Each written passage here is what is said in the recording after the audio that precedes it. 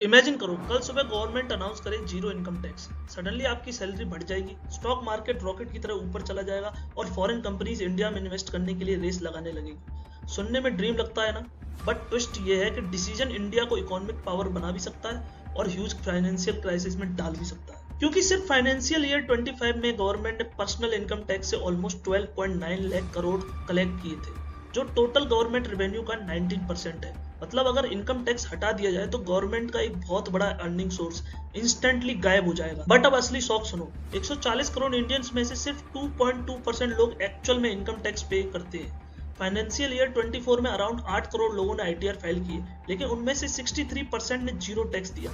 And में देखा जाए तो सिर्फ 3 करोड़ लोगों का पूरा गेम। अगर हटा दिया तो 12 लाख सैलरी वाले के हाथ में 7,500 रुपए हर महीने ज्यादा आएंगे। स्टॉक मार्केट्स 15 से 25% रिले कर सकते हैं। एफडीआई आएंगे, इंडिया दुबई और सिंगापुर से सस्ता हो जाएगा। प्राइवेट स्पेंडिंग जो ऑलरेडी जीडीपी का 60% है और बढ़ जाएगा।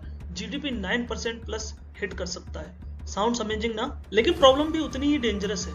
इनकम टैक्स हटते ही गवर्नमेंट के बजट में 12.9 लाख करोड़ का होल आ जाएगा। फिजिकल डिफिसिट 10% क्रॉस कर जाएगा, जीएसटी बढ़ जाएगा, लोन्स महंगे हो जाएंगे और मेट्रो सिटीज में रियल एस्टेट प्राइस 20 से 35% तक जंप हो जाएगा।